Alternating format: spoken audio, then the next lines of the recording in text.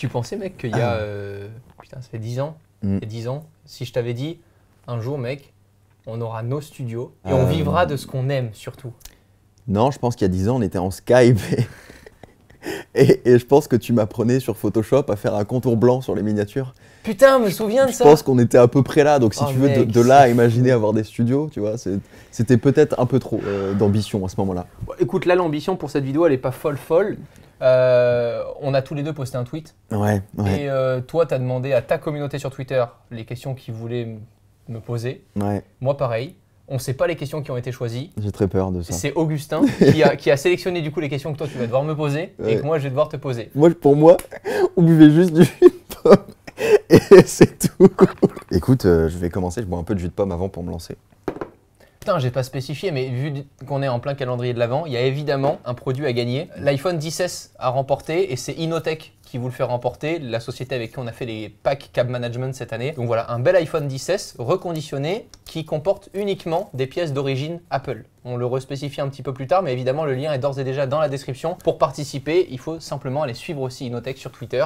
C'est tout bête, mais il y a quand même un iPhone à gagner. L'iPhone dont on vient de parler et qu'on fait gagner avec Innotech fait partie de la nouvelle gamme Origin. Innotech vérifie chaque iPhone de cette gamme pour s'assurer que leurs pièces sont toutes d'origine Apple. Il ne s'agit donc que de smartphones d'occasion changés par leurs utilisateurs pour le nouveau modèle. Bon, on les comprend, mais ça nous arrange bien. Pour preuve, un petit carnet de suivi est fourni dans cette gamme Origin. Innotech garantit pendant 2 ans ses iPhones sur tous les problèmes électroniques. Aussi à spécifier, avec le code Noël Origin, vous pourrez avoir un chargeur à induction offert pour toute commande avant le 25 décembre 2020. Cerise sur le gâteau, Innotech accepte les crypto-monnaies, le Bitcoin et l'Ethereum.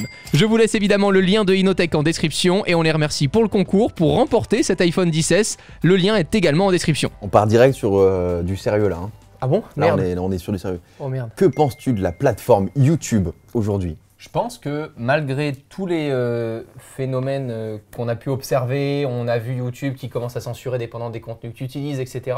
J'ai l'impression qu'on est toujours autant libre qu'à l'époque. En fait, il n'y a qu'à nous, créateurs aujourd'hui, de choisir si on veut utiliser une musique libre de droit, pas libre de droit, ce que tu veux publier. Là où c'est un petit peu plus contrôlé, c'est que forcément, vu que YouTube, pour moi, est devenu de plus en plus grand public et gros et touche de plus en plus de monde, bah, c'est un peu comme la télé. Et la télé, il y a 10-15 ans, tu pouvais dire beaucoup plus de choses qu'aujourd'hui. Je pense que ça dépend juste de ça, mais tu trouves toujours autant de contenu farfelu sur YouTube qu'avant, je pense. En fait, on se plaint juste d'avoir joui de trop de liberté pendant des années. C'est-à-dire que jusqu'ici, tout ça, c'était pas régulé. Le truc que tu dis, le fait d'utiliser des musiques, etc., qui sont pas libres de droit et de quand même monétiser ton travail.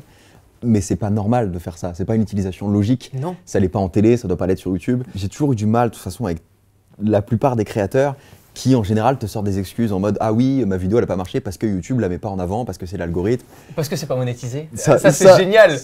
Quand tu vois un créateur comme David Dobrik, qui marche qu'avec des partenariats et autres, c'est un énorme créateur aux US qui fait du vlog, il utilise des musiques de Britney Spears. Britney Spears. Sacré jus de pomme. Britney Spears à chaque vidéo et vraiment, ça marche autant. En fait, on est conscient qu'il y a des problèmes sur YouTube, il y a des trucs à redire. Le problème, c'est que ça fait 10 ans qu'on discute avec des créateurs et ça fait 10 ans qu'on entend des mecs dire oui, cette vidéo elle a pas marché parce que. Et la raison, c'est toujours YouTube. C'est toujours YouTube qui a changé son algorithme, qui fait ça, qui quand une vidéo est pas monétisée, et bah, du coup elle tombe dans les entrailles de YouTube et on la verra plus jamais. Moi j'ai eu des vidéos qui étaient démonétisées, j'ai pas constaté ce phénomène. Elle marchait tout aussi bien. Il y a 10 ans, on rêvait d'être pris au sérieux. Léo, on a démarré, on faisait des blagounettes avec la high-tech, etc. On rêvait d'être pris au sérieux. Comment est-ce que tu veux être pris au sérieux par tout le marché américain et autres si au milieu de tes vidéos, tu utilises du contenu dont tu n'as pas les droits et que tu monétises quand même le truc et que c'est bordélique? Il y a un moment où il faut vouloir évoluer et effectivement, si tu veux être pris au sérieux demain, eh ben, tu as une boîte mail, tu réponds un petit peu plus de manière, tu vois, business, tu as une partie business qui se crée chez toi, tu gardes une partie créative, etc. Ça, c'est la partie qui évolue chez tout le monde. C'est comme un boulanger qui te dit « Putain, maintenant que j'ai 15 boulangeries implantées dans un pays, je peux plus passer 8 heures à élaborer une recette tout seul, il faut que je délègue. » Ouais, mais tu l'as choisi, tu as voulu devenir plus professionnel. Donc, il y a de ça 10 ans, on rêvait pas, je pense, d'être autant pro qu'aujourd'hui. Mais aujourd'hui, ce qui est possible, c'est d'être toujours autant amateur qu'il y a 10 ans. C'est ça qu'il faut juste comprendre. Le contenu de la plateforme a changé, mais la plateforme n'a pas tant changé tant que ça. C'est juste que maintenant, on est vraiment considéré comme un média. Et on n'est pas en train de dire qu'il y a zéro problème. Par exemple, le fait que quand tu parles d'histoire, de phénomènes historiques, tu sois censuré, ou quand tu parles, je sais pas, par exemple, j'avais vu une vidéo sur les règles qui avaient été censurées, qui avaient été démonétisées. Bon, ça, c'est pas normal. On dit juste que la plupart du temps, ce sont des excuses. Et qu'en fait, j'ai l'impression que nous, en tant que créateurs, YouTube nous aide vachement. Que penses-tu des cryptos? Eh ben, j'en ai fait une vidéo sur ma chaîne, voilà. Il y aura une petite fiche juste ici pour aller voir ma vidéo sur les crypto-monnaies.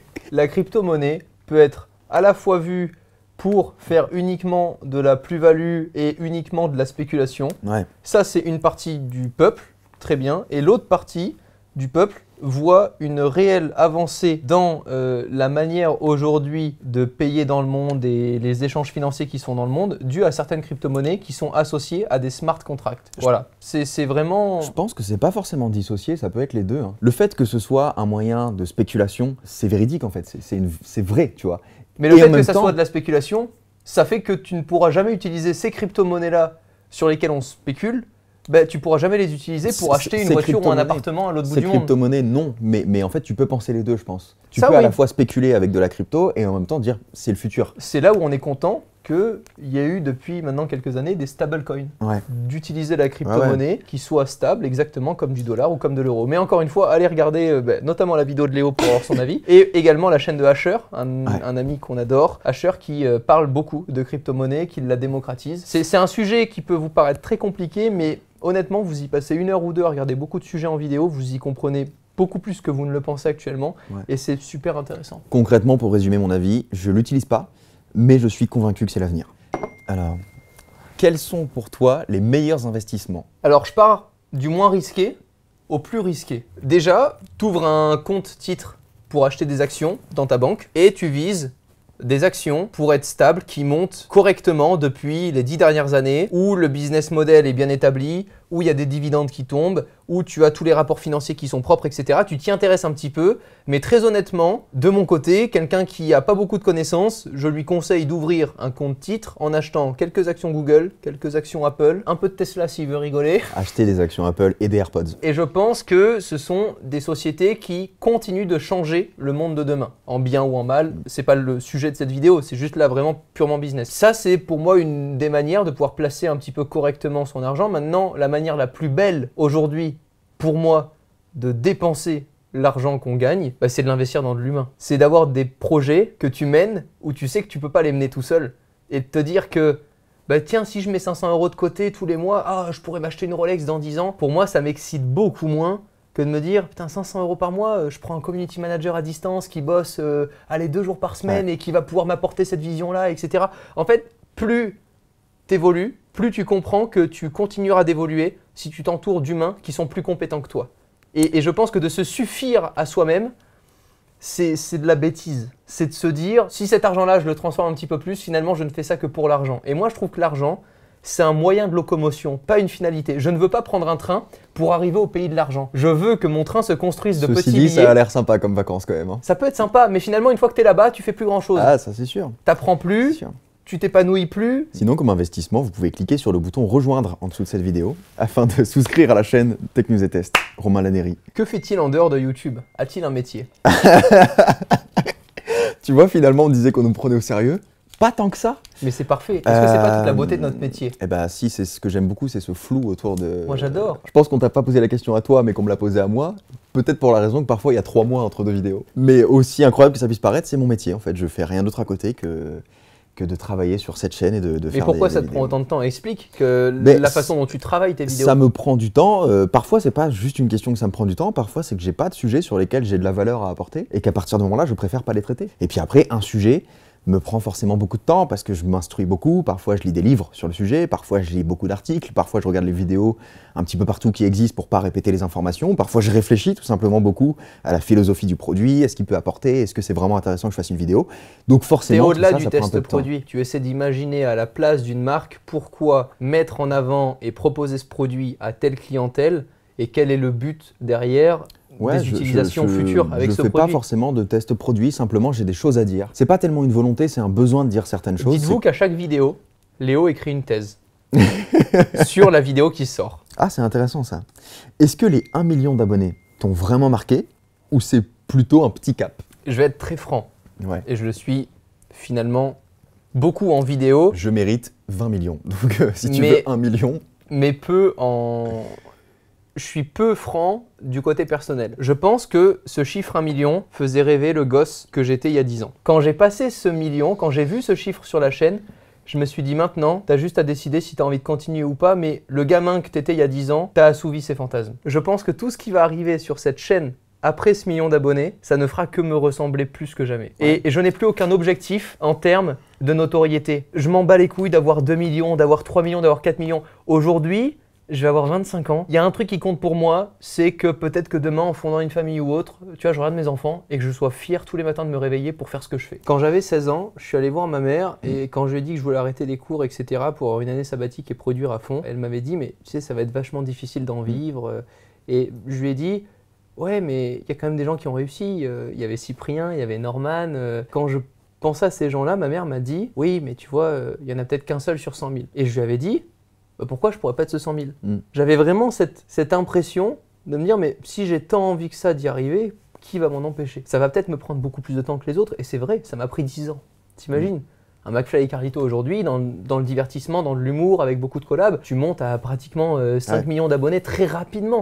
Donc je ne cherchais pas, si tu veux, à toucher beaucoup de monde. Ce que je voulais, c'était garder les gens que je passionnais. Genre là, maintenant, dans la vidéo, si je regarde les gens, et que je leur dis que moi qui suis vachement par exemple touché par les causes animales, si je dis là, maintenant, droit là devant la caméra, un chien ou un chat, c'est pas un objet à acheter à Noël. Ça s'achète pas pour faire une surprise à quelqu'un. C'est pas un cadeau que tu mets sous le sapin. C'est quelque chose qui se réfléchit. C'est pas une surprise. Va parler à ton partenaire, va parler à ta famille et demande-leur s'ils veulent un chien pendant les 15 prochaines années de leur vie, avant d'aller acheter un animal qui n'a rien demandé. Le fait d'aujourd'hui pouvoir dire ça comme information et de me dire que là maintenant il y a peut-être plus de 50 000 ou 60 000 personnes qui l'ont écouté, je me dis que c'est ça qui importe en fait. À la fin, c'est de te dire que plus tes messages sont travaillés, plus ils peuvent aider indirectement peut-être des causes autour de toi. C'est ce que je disais tout à l'heure, c'est une opportunité de ouf. Puisqu'on est dans les sujets engagés, etc., acheter des AirPods. Ouh. Romain ou AirPods? Ça dépend. Si je dis AirPods Max, je vais dire Romain quand même. Parce qu'il a du bon jus de pomme. Cette raison suffit. Comment gérez-vous votre temps d'utilisation de votre iPhone? T'as fait une vidéo là-dessus? Oui. Bah oui. Bah voilà. Vous pouvez cliquer sur la fiche. Question suivante. Malo qui demande pourquoi il a toujours pas de meuf.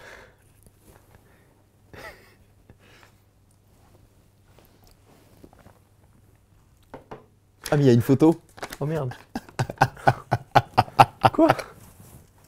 Yes. Est-ce que tu te souviens de ce moment avec moi? C'est rien de ouf, mais je m'en souviens parfaitement. Moi je m'en souviens aussi. C'était à la Paris Games Week. Ouais.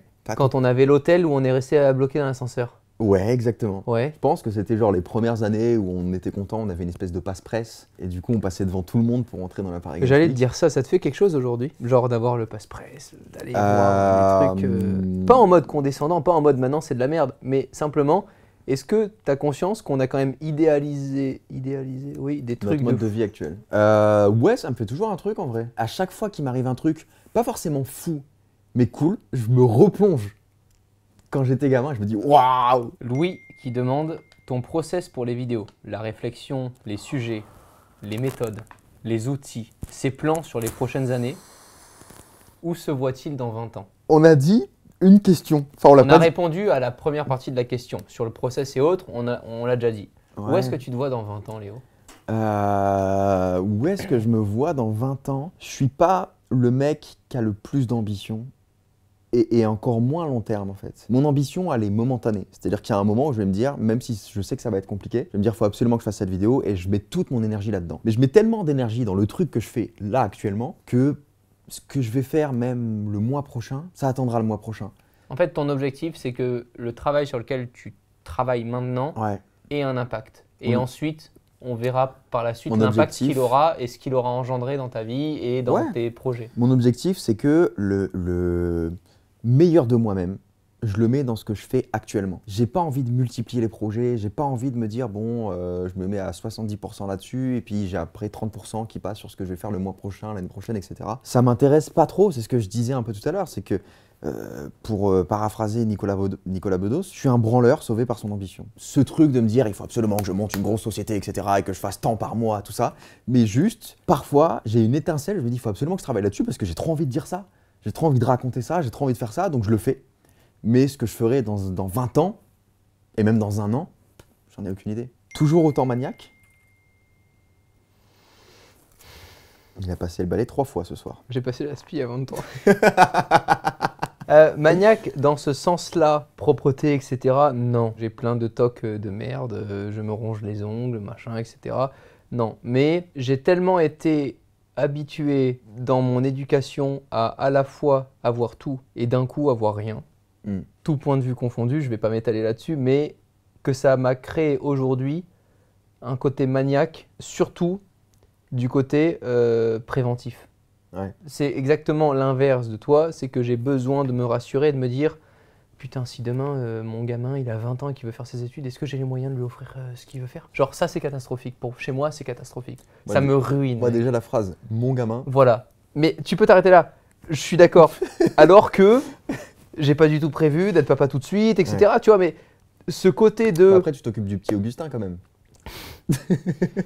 Par exemple, de mon côté, et aujourd'hui, ce qu'on fait avec Imakina Influx, tu vois, la société dans laquelle du coup on te fait travailler aussi, c'est quelque chose qui me fait un bien fou de me dire qu'aujourd'hui, à plusieurs, on arrive à créer quelque chose sur le long terme. Qu'aujourd'hui, on a réussi à aider des gens qui étaient sur uniquement ce qui se passait le mois prochain pour qu'ils soient rassurés de savoir ce qui allait se passer dans 6 mois ou dans un an. Qu'on prévoit ça à leur place, c'est fou. Concrètement, moi, s'il y a plus de vidéos dernièrement, c'est parce que je bosse avec Imakina Influx et qui me font bosser surtout. Très concrètement, Imakina Influx, c'est une filiale du groupe Imakina. J'ai rencontré le PDG d'Imakina, on a créé une société il y a 3 ans qui a pour vocation d'être agent de créateurs. Donc en gros, les créateurs qui ne savent pas se vendre, qui ne savent pas gérer leur temps, qui ne savent pas comment être organisés dans leur vie, comment sortir plus de vidéos en un mois, etc. On les accompagne et notre but, c'est pas de leur faire de la thune. Notre but, c'est qu'ils aient le max de temps pour faire leurs idées créatives et sortir les plus beaux projets. Parce que s'ils ont les plus beaux projets, ils auront un max de thunes après.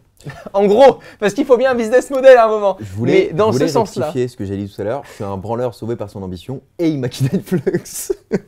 Donc, voilà, très concrètement, je sais qu'il y a beaucoup de gens qui se posent cette question-là. Imakina Influx, c'est exactement comme l'agent de Will Smith aujourd'hui, sauf qu'on n'a pas encore Will Smith, on a Léo Duff. Ce qui est peut-être mieux finalement. Effectivement. Je pense que les gens seront d'accord. Voilà, on n'a pas créé d'agence qui travaille avec les marques, on a créé un pôle d'agents de créateurs qui travaillent avec des créateurs. Voilà. Et si les créateurs veulent faire du business, tant mieux, sinon tant pis. Mais c'est vraiment notre rôle premier et moi c'est ce qui me rassure, c'est ce côté préventif de me dire qu'aujourd'hui ce qu'on crée et le savoir-faire qu'on accumule, on le partage. Donc si toi Kevin, 150 abonnés derrière ton écran, tu as envie de percer sur YouTube, envoie un email à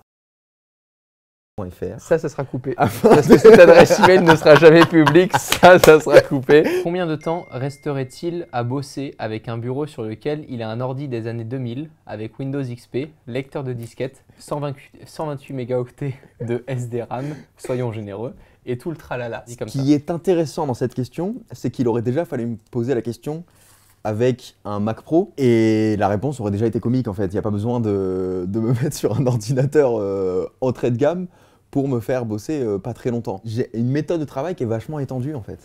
C'est-à-dire que je me fais des shots de travail. T'arrives pas à rester concentré longtemps? Alors je pourrais, sauf que je sais qu'à partir d'un moment, ce que je fais est moins pertinent. Quel est le dernier bijou que tu as reçu ou acheté dont tu es le plus fier? Je ne l'ai pas encore testé, mais elle va sortir très prochainement sur la chaîne. C'est la première fois que je le dis parce que j'ai tenu informer personne alors que j'ai reçu des updates. La Tesla Model 3. C'est un achievement de se dire que, très concrètement, ouais, tu as démarré une activité où personne croyait que tu allais pouvoir y gagner une thune. Tu finis à moins de 25 ans à t'acheter une Tesla Model 3 Performance, un bijou de technologie, c'est même pas une voiture, c'est un ordinateur posé dans 4 roues. Pour le même prix, j'aurais pu avoir une voiture magnifique, mieux finie, tout ce que tu veux. Et je vais te le dire honnêtement, je pense même pas que c'était la voiture dont je rêvais vraiment. Je pense qu'en tant que passionné d'automobile, j'aurais préféré acheter une voiture avec un moteur thermique qui fasse un bruit de fou et tout. Mais je pense que l'aspect passion de la high-tech et gamin qui doit s'accomplir à un moment, je voulais au moins que comme première histoire à raconter, ça soit ça. Je me suis dit, putain, c'est fou. Et puis, il faut savoir que quand on devient youtubeur et qu'on reçoit le trophée des 100 000 abonnés, etc., on a un contrat à signer qui stipule qu'on doit acheter une Tesla Model 3 et rien d'autre. C'est-à-dire qu'on n'a pas le droit d'acheter une autre voiture quand on est youtubeur. J'ai jamais reçu mon trophée 100 000 en plus, moi. C'est vrai, ça. Mais non, il n'a jamais été livré. Jamais. Ah oui. Jamais. Tu vas avoir une Tesla pour te réconforter, ça va? Voilà, exactement. Donc, son carré de tissu Kiabi va toujours bien dans ses chaussures encadrées. Alors ça, c'est une super anecdote à raconter. Explique-moi. Je te remercie pour ta question. En fait, je suis tombé sur la vidéo d'un mec il n'y a pas très longtemps, je ne sais pas trop qui c'était, qui parler d'un site sur lequel on pouvait trouver des objets assez fous. Typiquement, il y a une dent de requin qui me semble peut-être un peu trop chère pour ce que c'est. Elle est genre à je sais pas, 100 000 ou 1 million d'euros. Enfin, un prix... oui, l'échelle, j'avoue, la fourchette est assez grande, entre 100 000 et 1 million, mais j'ai pas révisé avant de venir. Et en fait, sur ce site, il y a plein de trucs assez rares et tout. Tu te demandes comment ils font pour avoir ça. C'est une espèce de musée des choses un peu étranges. Et sur ce site, il y a un carré de bout de tissu de 1 cm par 1 d'un pull Next ayant appartenu à Steve Jobs, qui coûte à peu près 40 $. Alors, la première question qu'on peut se poser légitimement, c'est quand on a un pull ayant appartenu à Steve Jobs, est-ce qu'on a envie de le couper en carré de 1 cm par 1 ? Je suis pas certain, mais en tout cas, eux, ils vendent ça. Et donc, j'ai forcément acheté un carré de pull. T'es une merde. Et ben, mais je suis très heureux de l'avoir chez moi, faut le savoir. Parce que toute personne qui rentre chez moi désormais me questionne sur ce truc et je raconte cette anecdote en disant il y a de grandes chances pour que ce soit un pull Mango, que les mecs qui vendent ça ont acheté et découpé tranquillement. Mais ça me plaît tellement, il est à côté de ma biographie de Steve Jobs. Je comprends pas la question, mais peut-être que tu vas la comprendre. Les bracelets d'Apple Watch ou...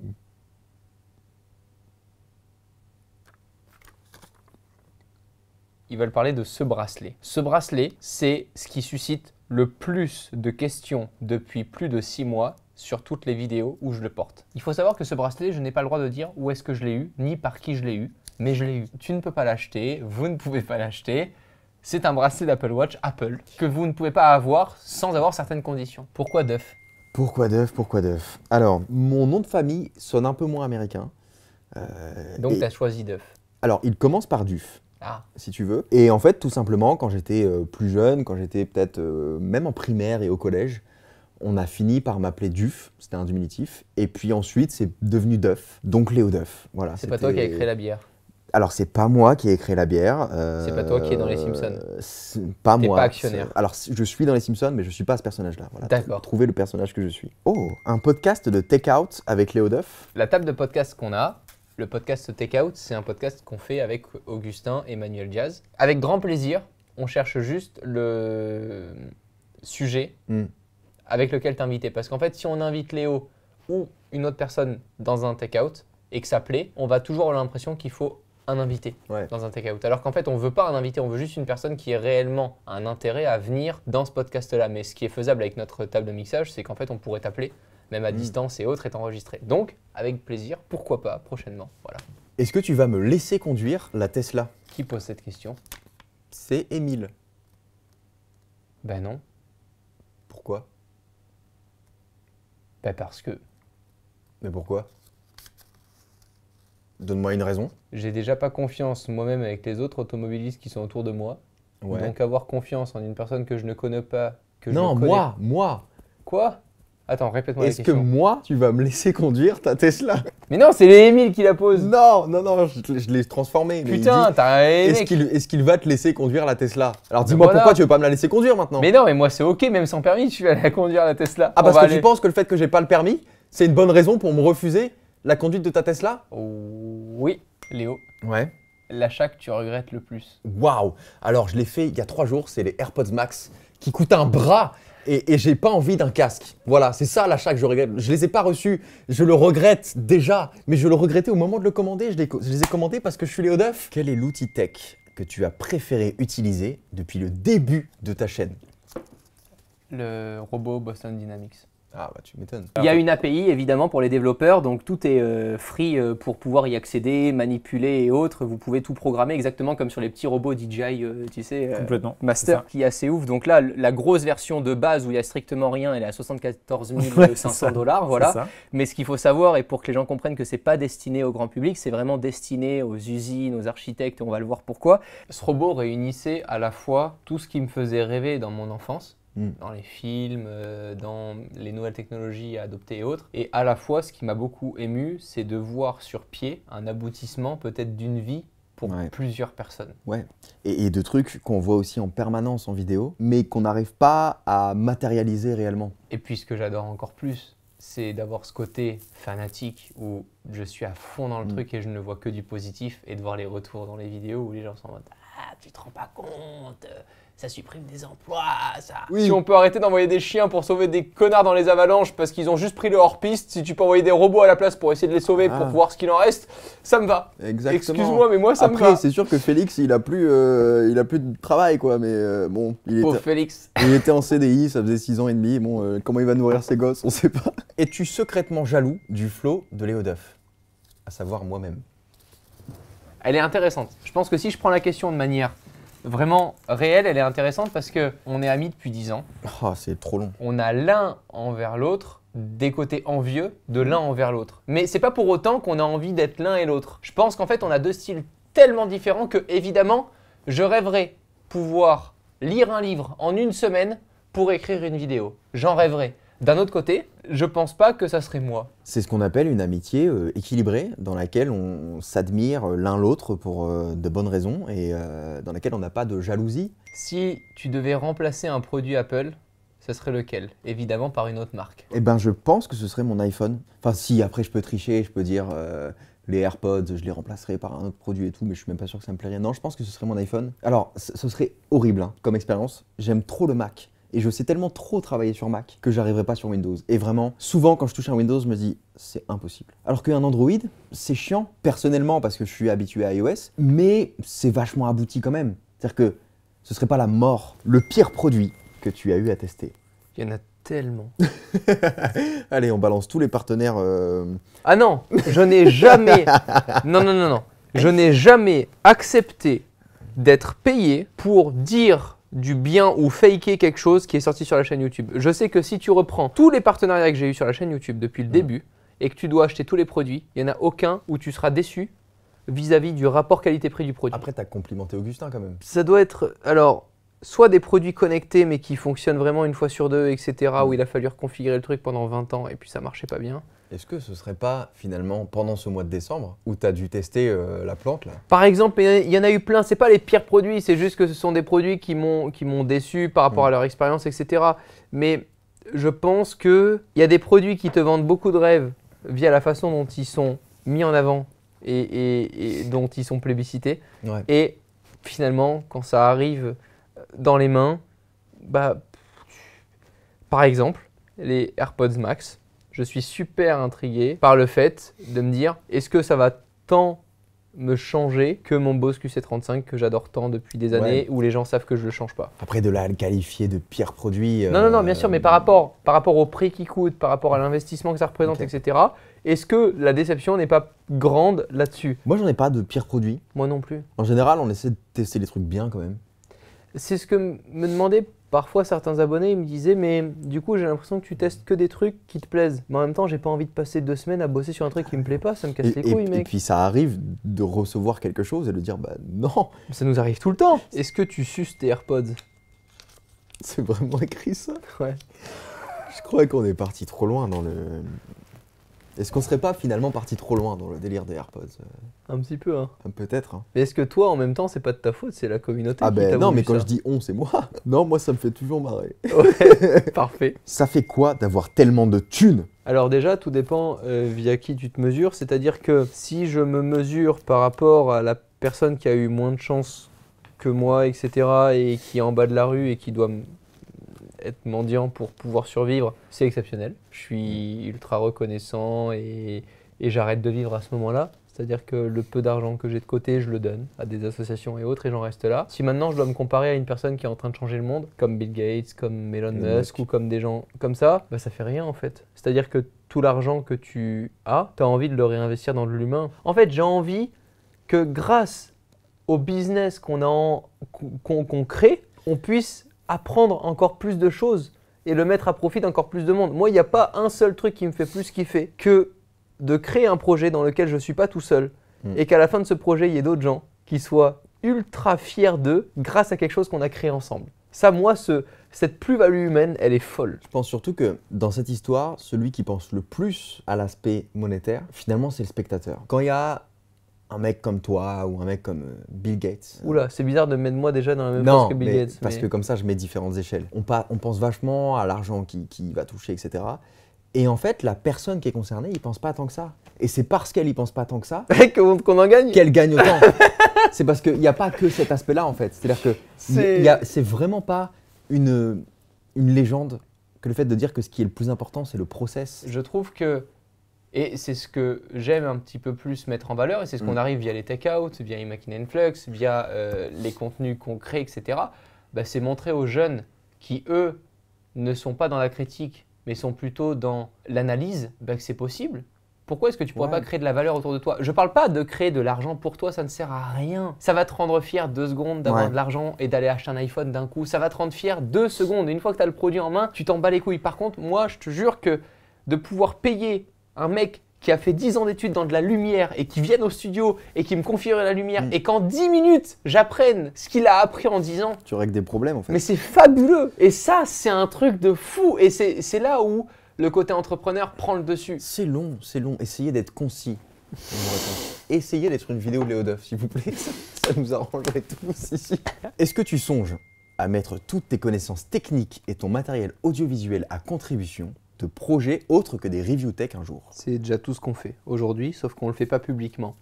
C'est-à-dire que je ne me sens plus obligé de devoir partager chaque faits et gestes que j'exécute dans ma vie pour me dire qu'ils ont une valeur. C'est pas parce que je ne fais pas un tweet en disant que je vais aider telle personne que oh là là, ça n'a pas de valeur. Ouais. Je peux très bien aller aider des gens et leur donner un point de vue différent sur leur création sans le tweeter, sans vous le montrer en vidéo ou publiquement, et que personnellement, je me couche le soir en me disant ce que j'ai appris en fait les 10 dernières années, ça a peut-être permis à cette personne-là en 10 minutes de savoir quelque chose et d'avoir un résultat différent de ce qu'il aurait fait tout seul. On est déjà en train de le faire. Comme on l'a expliqué avec Imagined Flux aujourd'hui, je pense que toutes les étapes et tous les bâtons qu'on m'a mis en travers depuis les 15 premières années où j'ai démarré, ben forcément aujourd'hui j'essaie de les enlever aux gens qui nous font confiance, qui nous apportent, tu vois, justement cette valeur et cette confiance qui est mutuelle. Aujourd'hui c'est déjà le cas. Simplement je n'ai plus besoin, comme je l'aurais fait à l'époque, de devoir le montrer. Je n'ai plus besoin de me justifier en disant « Regardez, j'ai aidé cette personne, alors je suis bankable ». C'est un peu ce côté des mecs qui se filment en train de filer un McDo à un SDF. Je suis le premier à filer 10 € quand je vois un SDF et je vous assure que j'en fais pas un tweet. J'ai pas besoin de ça. Le fait de juste le soir me dire que ce sur quoi tu as travaillé dans la journée a peut-être permis à une personne de prendre 10 € et de bouffer correctement ce soir parce que tu lui as donné, ça me suffit. À part Apple, Léo, quels sont les produits que tu aimes le plus? Waouh! Eh ben, la réponse c'est très simple déjà, la Tesla. Ah oui? Ah bah pour moi, je suis pas du tout automobile. Tu comptes faire une vidéo sur la Tesla ou pas? Non. La voiture c'est pas mon truc. Le permis c'est pas mon truc. Le code c'est pas mon truc. J'ai rien de tout ça. Mais j'ai un peu l'impression que c'est le N26 de l'automobile. C'est-à-dire que c'est une marque de voiture qui est partie dans une ère où on avait déjà toute cette technologie et qui s'est dit bah on va réinventer la voiture à partir de ça. Et ils sont partis sans les contraintes des autres constructeurs qui avaient déjà des plans vachement définis, comment on fait une voiture, etc. Ils sont partis sans tout ça, ils sont partis de zéro avec la technologie qu'on avait à ce moment-là. Et ils se sont dit on va créer une voiture autour de la technologie plutôt que de se dire on a de la technologie, on va l'implanter dans l'automobile qu'on a déjà autour. Et moi ça, je trouve que ça t'apporte forcément une avance considérable sur le reste du marché. Et quand je suis entré dans une Tesla, je me suis dit, c'est pas une voiture en fait. C'est vraiment un objet tech auquel on a ajouté des roues. Et ça, j'ai trouvé ça incroyable. Ok, il y a 2 questions, je vais en choisir une seule, parce que l'autre me désespère. Quelle étude as-tu fait? J'ai fait ma seconde. J'ai eu à peu près 2 de moyenne en sciences, ou 3, je crois 3,5. 3,5 sur 20 de moyenne en sciences, chimie et autres. Et j'avais eu 5,5 en maths parce que j'étais un rebelle, que je voulais montrer que les études ça servait à rien. J'ai demandé à être quand même en première scientifique et j'ai été accepté. Et j'étais très content d'être accepté parce que j'ai pu du coup montrer que du coup la valorisation de l'éducation qu'on voulait m'inculquer ne servait pas à grand chose. Quand on ne voulait pas m'aider, on voulait juste m'envoyer le plus rapidement possible, le plus loin possible pour me dégager. Ça m'a fait beaucoup de mal parce que je me suis dit en fait que j'étais pris comme n'importe quel être humain et j'avais déjà un petit ego. Je ne me considérais pas comme tout le monde. Et je pense que je suis le nouveau Bill Gates, d'accord? Ça vous va ça? N'importe quel être humain est unique. Dans n'importe quel être humain, tu as un talent. Dans n'importe quel être humain, tu as des facultés à pouvoir faire évoluer certaines discussions dans ce monde, sauf que tu leur donnes pas la chance de s'exprimer. Et moi, ça, c'est quelque chose que j'accepte parce qu'effectivement, vu le nombre d'êtres humains qu'il y a sur Terre, si tout le monde devait ouvrir sa gueule, ça serait compliqué. Mais j'estime que celles et ceux qui sont les plus courageux à le faire doivent pouvoir le faire. À ce moment-là, du coup, j'ai arrêté. Je me suis dit qu'il fallait que j'essaie pendant au moins 1 an de créer ce que j'avais envie de faire. Et j'ai eu la chance que le proviseur, en tout cas de mon lycée, me permette de le faire. Voilà. Qui s'appelle ? Je l'ai plus le nom. Yes, bah merci de l'avoir aidé, mais il ne se souvient plus de toi.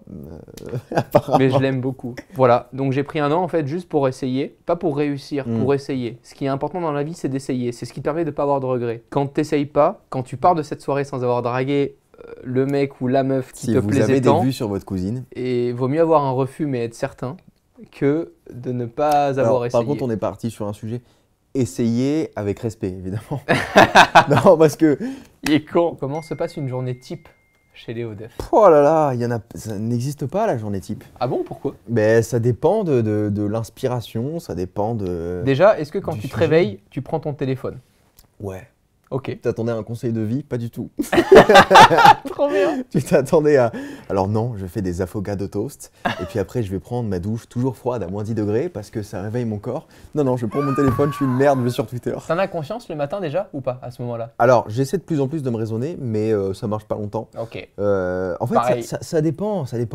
Si j'ai vraiment un truc à faire, je prends mon téléphone, mais pas longtemps, et puis après, je fais ce que j'ai à faire. En général, t'es plus créatif le matin ou l'après-midi? Je suis plus créatif quand je suis le plus créatif, il n'y a pas de... T'arrives autant à être créatif, genre par exemple à 19h30, en commençant à vouloir te préparer à dîner, t'as une idée et tu veux écrire? Je suis pas un Tamagotchi, mec, en fait, il n'y a pas des règles, j'ai pas un programme qui dit que je suis plus... Perso, je sais que je suis plus créatif le matin. Après midi et demi, c'est mort. Toutes les idées créatives, tu me les enlèves. Non, moi le matin, je dors en fait. Genre le matin, je suis endormi, tu vois. Même si je suis réveillé, je suis pas là. Tu te réveilles à quelle heure? 8h. Ok. Parfois, c'est plus tard si vraiment je me suis couché du coup, tard. Augustin, tu sais que s'il te répond pas après 8h, c'est que c'est un enculé, c'est tout. Ah non, quand je réponds pas, ça veut pas dire que je suis pas réveillé. Ça veut dire que j'ai pas envie de répondre. Non, c'est très différent. Le seul truc que je veux, c'est pas avoir à faire une course contre la montre pour tout ce que je fais. Et c'est parfois le cas parce que le travail implique que parfois je suis obligé d'un petit peu courir. Imagine une flux implique. Imagine une flux implique que parfois je dois un peu courir. Mais j'ai toujours cette liberté-là et ce truc de me dire, ok, si j'ai envie de lire 5 livres pour cette vidéo, je peux prendre le temps de lire 5 livres pour cette vidéo. Le seul objectif de ma vie, c'est ma prochaine vidéo. Et je mets tout là-dedans. Et tout là-dedans, ça veut pas dire 24 heures sur 24. Tout là-dedans, ça veut dire que au moment où j'ai un peu de mon âme à donner là-dedans, je le fais. Donc, tu as à la fois pas de planning et à la fois un planning ultra complet parce qu'en fait, à n'importe quel moment de ta vie ou de ta journée, tu peux vouloir travailler sur un projet et mettre tout de côté. Alors, c'est pas que je peux le faire à n'importe quel moment, c'est que c'est tout le temps en fait. Le truc, c'est que je me rends compte que je travaille beaucoup que quand je suis entouré de personnes qui me le font remarquer. Mais sinon, moi, j'ai pas forcément l'impression de travailler, mais c'est juste ce qu'on fait depuis qu'on est tout petit. Au final, tu travailles un peu tout le temps et en même temps, tu as l'impression de jamais travailler. Donc, c'est pas de la rigueur, c'est juste que c'est ce que je disais tout à l'heure. Je suis sauvé par le fait que j'ai envie de dire des choses et j'ai envie de correctement les dire. Et j'ai envie d'apporter de la valeur et c'est tout. Mais je me fixe pas les trucs de 10h à 14h, tu travailles. Et d'ailleurs, je déteste cette idée que la productivité, c'est ne jamais être disponible. Ça me rend fou, moi, cette idée-là. Le fait de... Non, je peux pas passer du temps avec ma famille parce que je dois travailler. Je peux pas répondre à Maxime au téléphone parce que je suis en train de travailler. Je peux pas... J'ai pas le temps. Moi, j'ai le temps. Mais c'est une opportunité de dingue. Mais quel bonheur, j'ai le temps. Donc je prends le temps. C'est super. Ok. Comment est-ce que tu as eu une Richard Mills 011 au poignet? C'est la dernière question. Ouais. Tu l'as volé, tu peux le dire? Non, on peut pas le dire ça? Oh, d'accord. Donc tu veux pas dire que tu l'as volé, c'est ça? Pourquoi cette obsession de toujours acheter le dernier produit Apple? Parce que j'ai un travail qui implique ça. En plus, ça me fait pas toujours plaisir en réalité. C'est ça qui est triste. Non, c'est pas triste. Non, parce que je suis content de le recevoir. C'est juste qu'au moment où je le commande, je me dis, bon, si j'étais pas youtubeur, si c'était pas mon sujet de vidéo, je le commanderais pas. Mais c'est pas pour autant que quand je le reçois, je me dis, je comprends. Quand je le reçois, je suis trop content.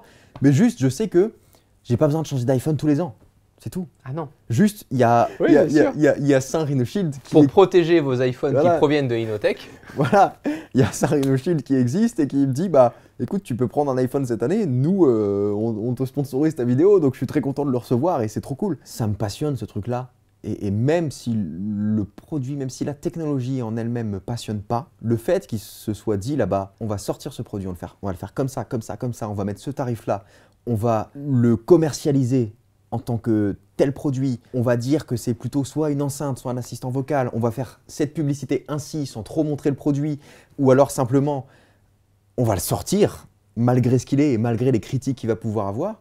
Juste le fait de répondre à toutes ces questions-là ou à au moins une de ces questions, moi ça m'intéresse. J'ai trop envie de le recevoir pour essayer de comprendre ce qui s'est passé dans leur tête, le côté commercial qu'il y a derrière, la philosophie qu'il y a derrière, tout ça, moi juste ça m'intéresse, ça me passionne et j'ai envie d'y répondre. Et si j'ai le produit entre les mains, c'est le meilleur moyen d'y répondre. Dernière question qu'on va se poser à tous les deux. Je ne sais pas laquelle. Qu'est-ce qui est devenu, Léo, ton AirPods qui te reste? Oh non, c'est incroyable qu'on termine là-dessus. Léo a perdu un AirPods. Voilà. Voilà. L'histoire finie. Ok. J'allais chez mon coiffeur, même pas pour me faire couper les cheveux, pour aller le voir. Comment ça, tu vas voir ton coiffeur? C'était un ami.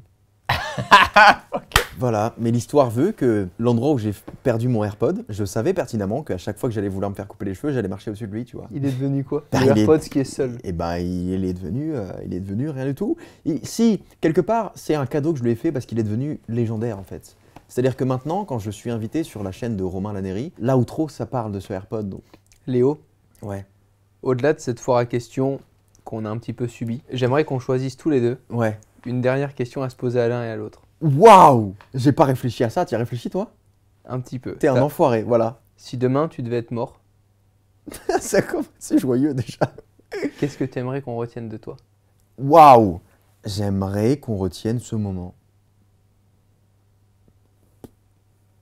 J'aimerais qu'on retienne le fait que on a tourné cette vidéo en passant un bon moment, que j'étais avec un bon pote, qu'on a discuté, qu'on a bu un verre de jus de pomme, qu'on a répondu tranquillement à des questions, que c'était chill. J'espère que les gens ont passé un bon moment et qu'ils ont regardé, que parfois ils ont souri, parfois ils se sont dit tiens ça c'est intéressant. La seule œuvre qu'on peut retenir de moi, c'est tout ce qu'il y a après sur ma chaîne. Mais j'ai pas une vidéo que je veux qu'on retienne en particulier.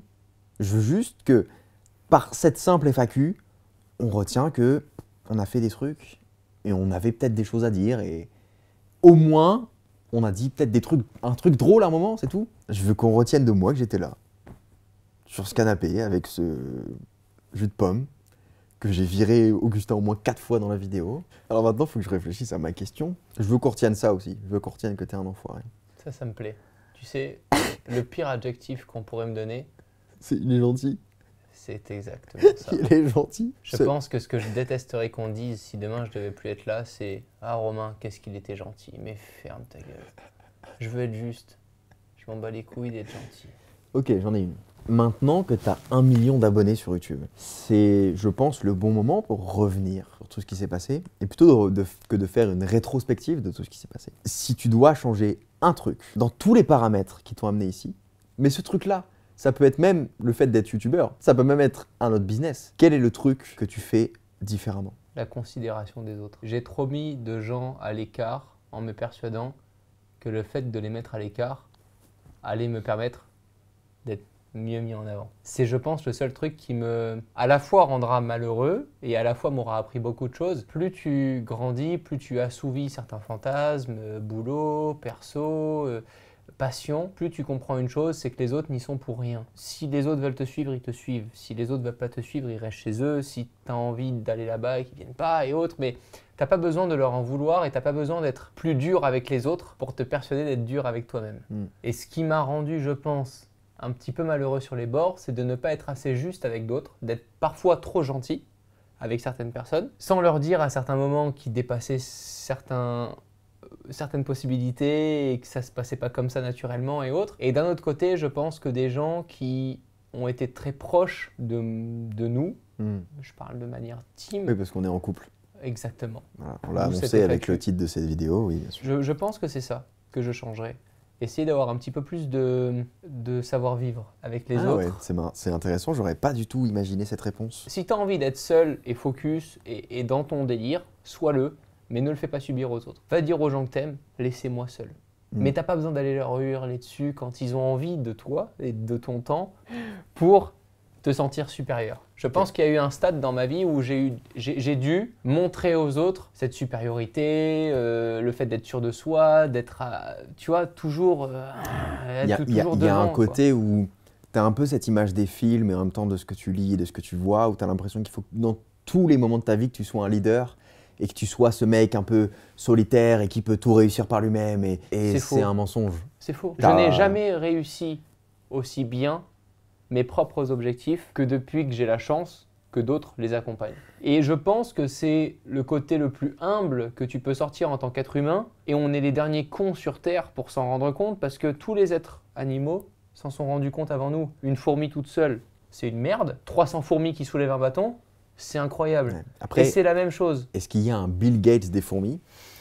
Ça, on ne sait pas. Il y a peut-être un Bill Gates qui, lui, a beaucoup plus de bois que les autres. Voilà. Si je dois retenir une chose, c'est que dans la vie, tu n'y arrives jamais seul. Tu y arrives, mais jamais plus qu'à 2. Jamais plus qu'à 3, jamais plus qu'à 5, jamais plus qu'à 10. Tout seul, on va plus vite. À 2, on va plus loin. Waouh! Merci Léo. Voilà ce que je retiens, c'est tout. Okay. C'est juste un regard sur le passé et me dire que ce côté inhumain que je voulais absolument me faire ressentir, il est possible avec des gens qui ne te considèrent pas, qui ne te sont pas proches et tout, mais les proches, les gens qui sont là tous les jours, H24 dans ta vie et qui te soutiennent, c'est pas les premiers à dégager de ta vie quand tu as cette sensation à 15h10 que tu dois être tout seul, etc. C'est marrant parce qu'en te posant la question du paramètre que tu voulais changer, je pensais que tu allais me dire genre pas embaucher Augustin par exemple. Tu lui en veux autant que ça, moi je l'aime tellement Augustin. Non, il y a eu des questions là, je suis pas d'accord avec ses choix. Merci d'avoir partagé ce moment avec moi. Eh ben merci à toi, merci à vous, j'espère que c'était cool. Nous en tout cas ne les remercie pas, ils y sont pour rien. Ouais, mais non, si, je les remercie de nous avoir... Mais si j'avais pas lancé cette caméra, oui, non, mais ça, je suis on n'aurait pas eu ces questions. Non, je suis pas d'accord avec toi. Je les remercie de nous avoir accompagnés. J'espère qu'ils ont aussi pris la peine de prendre un petit jus de pomme, un petit truc pour passer du temps avec nous. Malgré tout, ils ont pris du temps, voilà, pour être avec nous tranquillement, pour passer ce moment. C'est un moment qu'on passe tous ensemble, c'est pas un moment qu'on passe que tous les deux. Voilà, on est la seule personne que je remercierai pas dans cette vidéo, c'est Augustin finalement, tu vois. Maintenant, je remercie toutes les personnes qui ont pu passer du moment avec nous, même le monteur qui nous a supportés pendant tout ce temps, qui a supprimé toutes les réponses aux questions à lesquelles on voulait pas répondre. Et du coup, on a dit n'importe quoi. Donc, merci à tout le monde, sauf Augustin. Prenez soin de vous. À très vite. Ciao tout le monde. Salut!